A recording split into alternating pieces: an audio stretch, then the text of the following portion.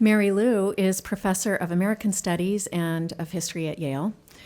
She is a member of the University Advisory Council at Yale and has led 3 local and national seminars, the last of which she led in 2015. We are very, very grateful and excited to welcome her back to the national program in 2026 when she will lead a seminar on the timely topic of Asian American history and the making of the U.S. immigration system. Mary. It's always a good start when the slides work. So thank you so much. Well, thank you for having me back. I mean, it's been a decade. That seems kind of crazy. And I'm just so thrilled to be working with Paul again. I love Rod. No, this is really just an amazing opportunity, experience. I was kind of sad I've been away from it for so long because I've had to split my position between faculty and administrative work on campus. So just wasn't able to fit this in. But now that I'm no longer in admin, I am back. So yes, as you heard Stephanie say, I don't think, all of our topics are timely, quite honestly. We're in a really difficult moment, I think, nationally, globally. So I think all of our topics are important. I know I'm supposed to plug mine, but I will say, I want to take their classes. But honestly, I'm thrilled that I can actually teach Asian American history, because I know 10 years ago when I was trying to decide what to teach, I floated that idea out, and it was like, well, I don't know. If I don't pitch it correctly, it might not seem relevant enough to people. But now I think it would be hard to say it's not relevant, especially as things have changed rapidly in these 10 years. A number of states now, I know, have adopted a mandate to their curriculum to include Asian American history, whatever that means, or Asian American studies, I should say, through K through 12. Connecticut is actually one of the states. And I know there are different versions of this across the country. So it seems to make sense to be offering this. But also, I think just in terms of our headlines every day, we're seeing so much the operations of ICE. If not in our communities right now, probably any minute now. So I think the need to really understand, where did this come from? How did we suddenly go from, quote unquote, a nation of immigrants to now a nation that does not want them, or at least as our leaders say in DC. So I think it's really important, and one of the fun parts about my teaching is I teach an introduction to Asian American history, and while I'm not necessarily talking about the making of the US immigration system in that class, the students make those connections right away. They suddenly get, wait, let me get this straight. Prior to Chinese exclusion, we really didn't have laws, federal laws that is, that prevented people from coming into the country, working, living, et cetera. And I said, that's correct. So now you do the work. And then we see how once that is created through laws, how an actual bureaucracy is set up. So bureaucracy has to follow the laws, more laws, et cetera. So that is the aim, is that what we're gonna spend our time doing is trying to understand this and unravel this a little bit more. And I think, as I said, one of the things that students also are, they're so present day that often they think ICE always existed, or at least this particular federal agency has always existed. And certainly, once exclusion came to be, there had to be a bureaucracy. But the surprise to the students is that it was housed in the Treasury Department, not in national security and defense. There was no thing called a Bureau of Immigration. That came later. So why Treasury? So Treasury was because that regulated the movement of goods, and as a result, the movement of people was part of that as well. So the initial efforts to administer Chinese exclusion in San Francisco was at the Customs House, which is literally where they received packages and goods, and that's where people were held until many things changed. So understanding the origins of the system, the origins of these laws, is extremely important for students to understand how to think about the present day, that we weren't always here, far from it. But many political, social, economic forces kind of brought us here. And it also is not a one-way linear, it had to come to this. Absolutely did not. Many choices were made along the way by many people to get us to this point. So that's also, I think, very empowering for students to see that how there are moments of incredible resistance, whether we're talking about Supreme Court cases, people protesting, all kinds of things can happen to change the course of history. And we do not do the one-person historical hero kind of deal, because that's really a tall order for young people to think about. I have to be that person that changes the world. No. Most of these social movements, I should say all of these social movements, are collective endeavors in some kind. It's just, I think, the way we often write history, we tend to single out certain people, as you heard Paul say, and then everybody else just recedes to the background. And that's really a shame, because I think that is also another really important lesson, is the idea of social movements, people. Okay, so I just think I want to use my time a little bit to show some of the things that we'll be talking about. So this is a very quick timeline of what exclusion looked like. And there are a lot of things that I'll be doing in the class. I mean, some of you, actually, I'm kind of curious, how many of you have some Asian American history in your curriculum already?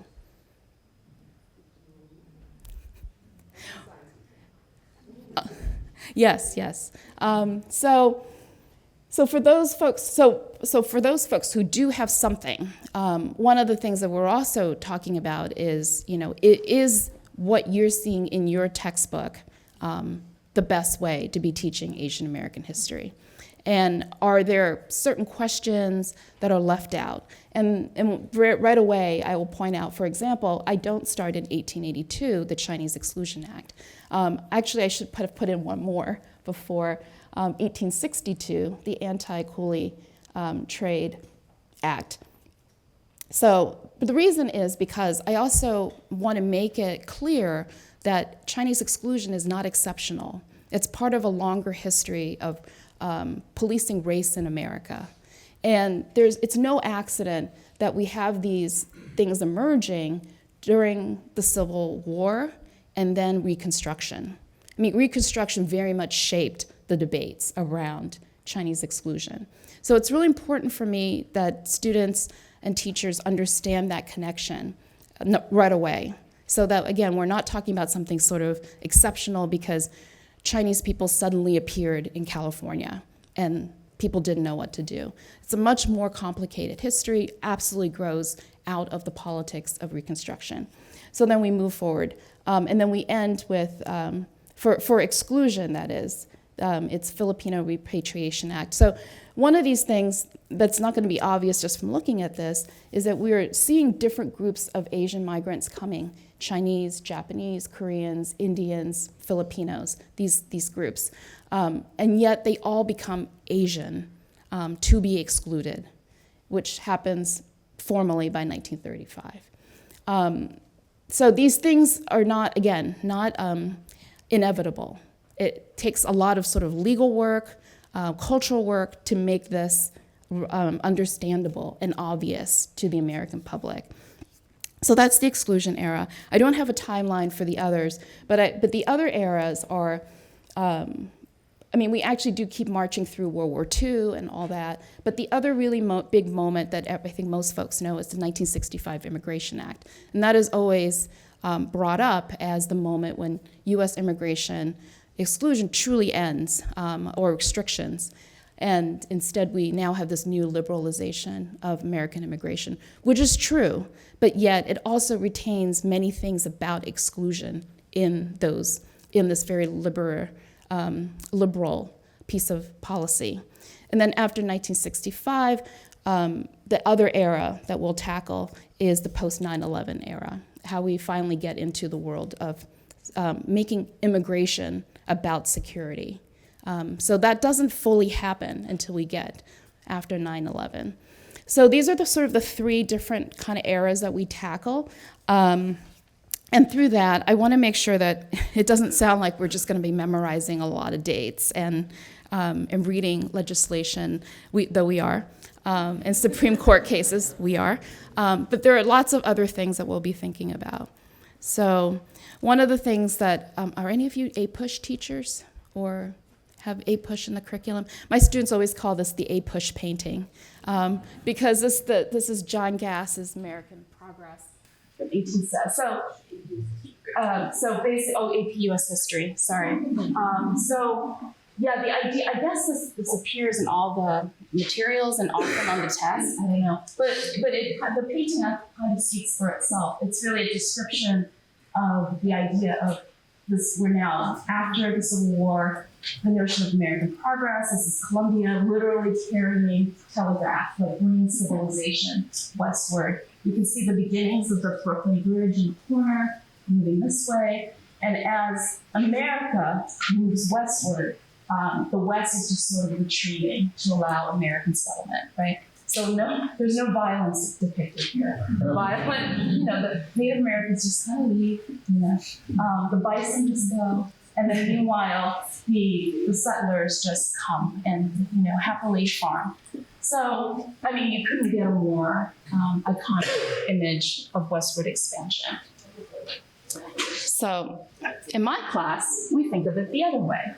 So this is Harper's Weekly, popular magazine of the time period, 1870s, so just right before this. But again, definitely we're still within the world of Reconstruction or shortly after. So we're here talking about the notion of what is happening now with Chinese migration, and instead of this sort of westward movement, the fear is eastward takeover of Chinese workers coming this way. And also, the date 1870 is important because it's the completion of the Transcontinental Railroad has just happened in 1869.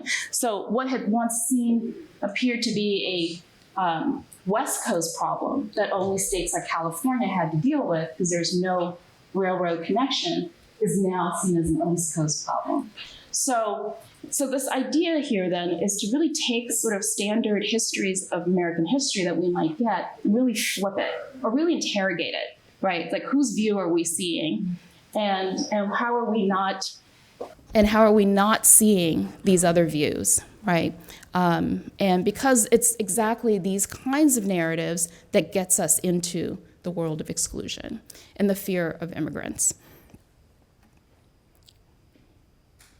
So some of you have probably read about the Wong Kim Ark case, 1898 Supreme Court case. This is the case on birthright citizenship. So, which is a terminology that didn't exist back then, but now is how we talk about citizenship guaranteed through jus soli, or birth on soil, rights through soil.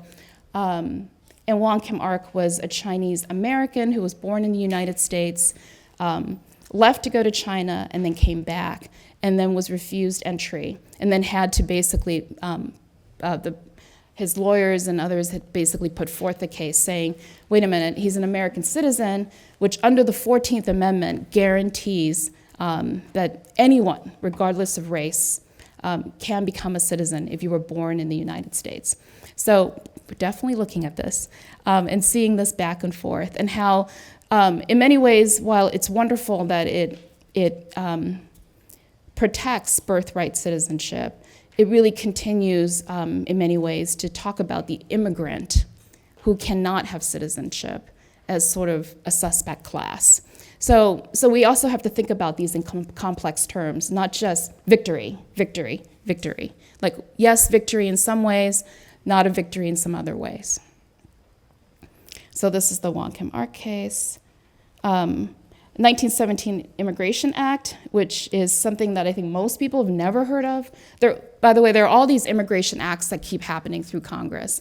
And this particular one drew up literally a map of Asia and called it an Asiatic barred zone. And in other words, by 1917, Congress was not interested in banning specific groups of Asians, not just the Chinese, the Japanese, et cetera, et cetera. Instead, it's now a whole map. It's just banning Asia. And the only thing, I don't think you can see this, but basically the only things excluded are the Philippines, which had become a US colony by that point, and then Japan, China, because that was already dealt with through previous treaties. So these are, and then these laws basically build on each other. So this is where we're into Paul's world, hookworm. So hookworm and all kinds of diseases are used, and starting about 1891, and this way to exclude people at the border. Now, hookworm is actually very, very treatable. This is definitely Paul's world, the life cycle of the hookworm.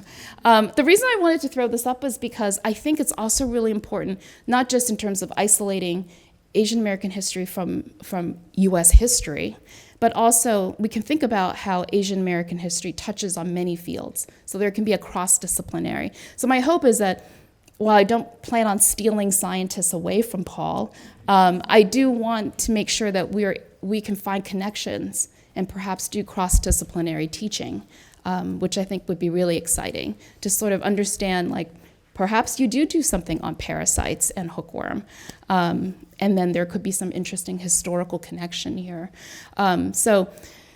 Yeah. And then the other thing is, I would just say, it's also about trying to understand everyday life under exclusion. So it's not just something that happens at the border, but it's also something that people live with and have to figure out how to live, how to work. And just to use Chinese Americans as an example, the way to live under exclusion was to not compete head-on with white labor, industrial labor. Because after a while, there's just basically a ban on hiring Chinese, especially in unionized work. So they turned to service work or restaurants and laundries. So there's amazing collections of vintage Chinese menus, takeout menus out there. And again, just to always challenge students into what their assumptions might be, this is actually a menu from the King Joy restaurant in Salt Lake City, Utah. And the fun thing here is that, yes, it's a Chinese American restaurant, but as you can see, the menu is pretty American. So it's not always what you think of General Tso's chicken. But people are figuring out ways to survive in the places that they happen to be. And then, of course, I know we have teachers from Chicago, so this is this is Jimmy Wong's. I don't know if anybody's old enough to remember Jimmy Wong's restaurant on South Wabash, but it was apparently quite the place to go. There was I even had a photo with Sammy Davis Jr. and Jimmy Wong. But unlike King Joy restaurant, this one definitely had a Chinese menu, you can see, but also it was part of the tiki craze of cocktails and became quite the place to go in Chicago for a nightlife. Again, so even in these moments of pure survival, people are figuring out ways to also get ahead until they couldn't anymore. So, and just to make sure we understand, like, you know, we're also talking about community formations too. This more Chicago, Devon Avenue, North Side. So Devon now is this big South Asian community, and people call it Little India. But this is what Devon was like in the 70s, and it really started with Patel Brothers grocery store, and which then became kind of this big, huge national chain very rapidly.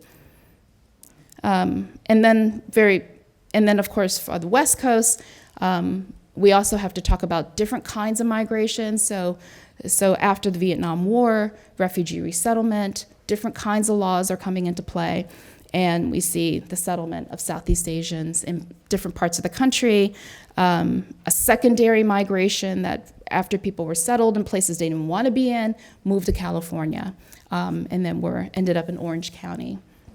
So this is Little Saigon, and that's where we'll basically stop, and then into post 9/11. So that's the idea, is to give us a good sense of the making of the immigration system. Citizenship will be part of that question because it has to be.